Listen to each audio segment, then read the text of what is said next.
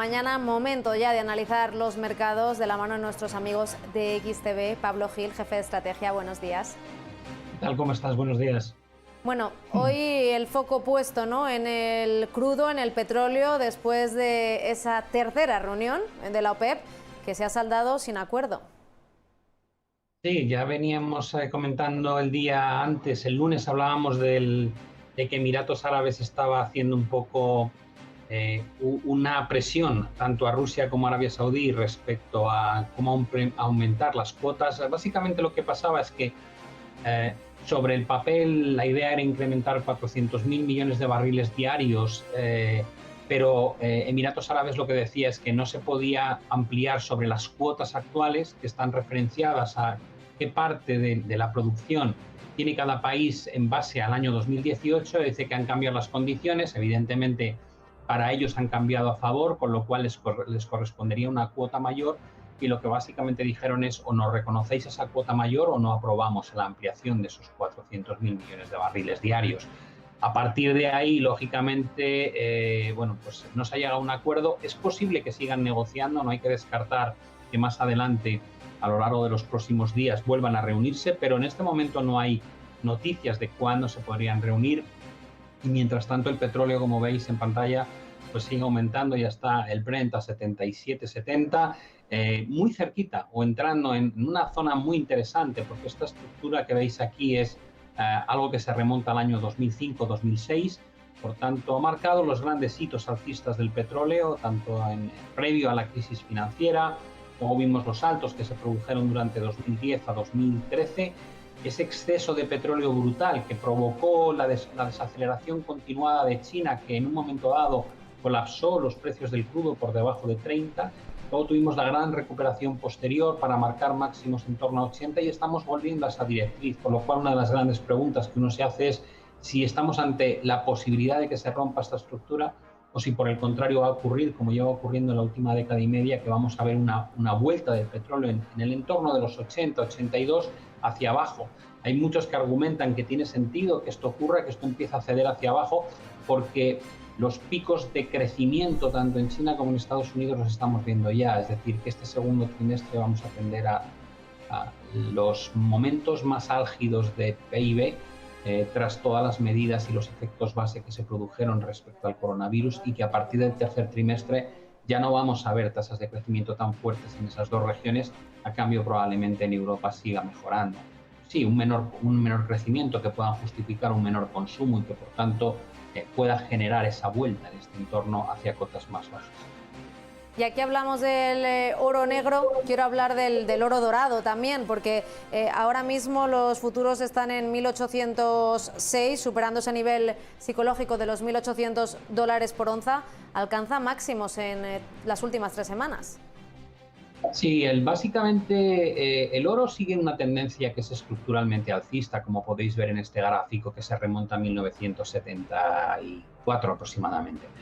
Pero lleva experimentando desde finales de 2020 en adelante. Hemos visto un proceso correctivo bastante severo, que es todo esto de aquí, y que básicamente sigue vigente, ¿no? Entonces la pregunta,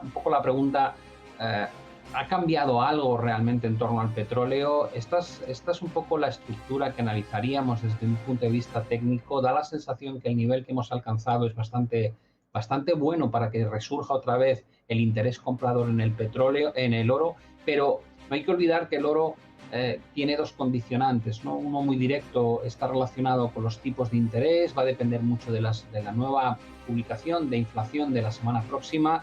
Cuanto más alta es la inflación, si los tipos no se mueven, los tipos de interés reales son más negativos, y eso en teoría ayuda a que el oro lo haga bien. Si por el contrario tuviésemos un dato de inflación claramente por debajo de lo que está esperando el mercado, aproximadamente están trabajando con una expectativa de 4,6, 4,7, con una pequeña reducción de la presión inflacionista desde 5. Perdón.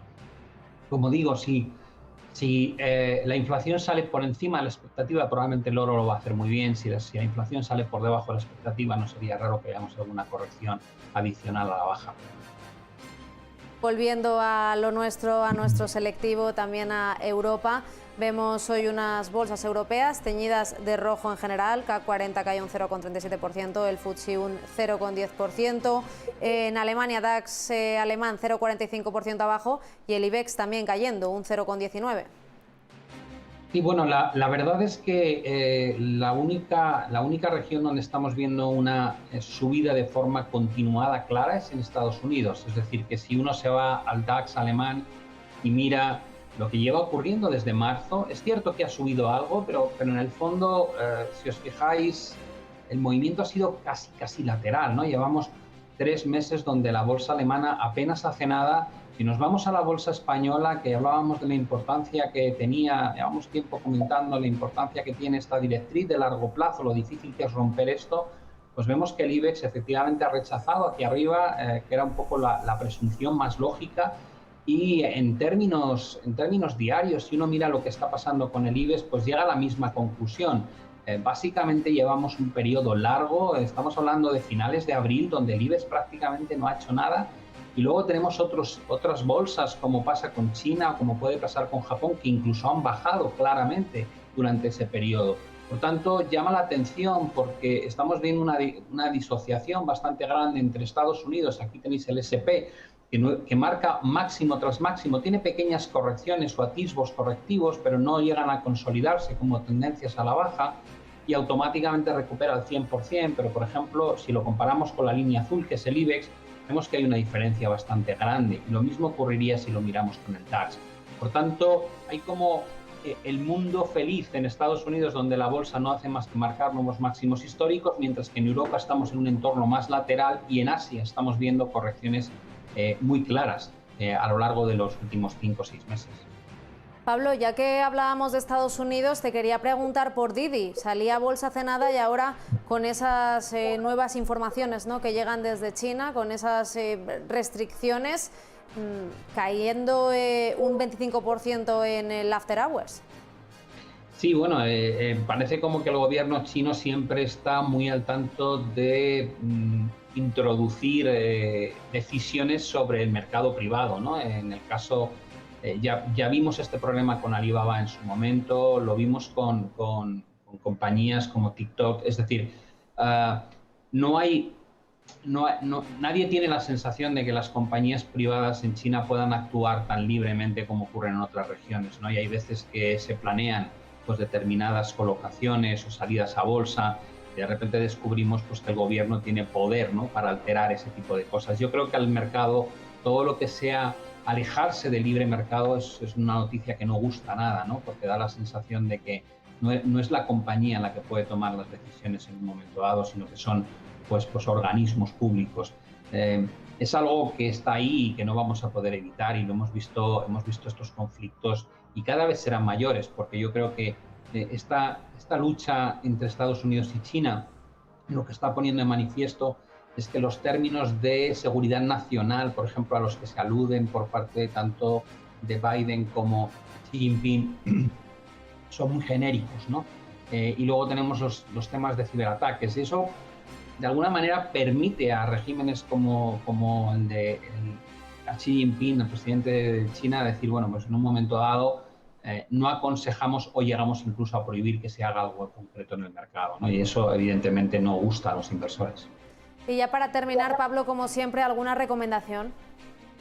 Bueno, yo ya sé que llevamos mucho tiempo advirtiendo de cautela y que el mercado, como digo, ha habido reacciones negativas en Asia, bastantes laterales en Europa, Estados Unidos sigue subiendo. Creo que la paciencia como inversor, tener paciencia es muy, muy importante. Hay veces que uno espera un escenario y no se da. Lo cual no quiere decir que haya que cambiar de visión inmediatamente. Hay demasiadas cosas que no encajan. Hay demasiadas cosas como lo que está pasando en el mercado de los reverse repo, las divergencias continuas que estamos viendo en sentimiento de mercado, la euforia existente, las advertencias de grandes analistas. Y tienes a Rubini, que es uno de los grandes, el canario que avisó en buena parte lo que pasaría en 2008. Tienes a Michael Burry, ¿no?, otro basada la película de Big Short en él, avisando de cómo ganó, porque era gestor de fondos en aquella época, aunque era médico, cómo ganó tanto dinero durante el colapso del 2008. Tienes a Ray Dalio, uno de los mayores gestores de fondos macro, advirtiendo de que lo que estamos viendo no tiene precedentes y que podría ser una mezcla cuando estalle esta crisis como entre 2008 y 1929. Las medidas de bajar el ritmo del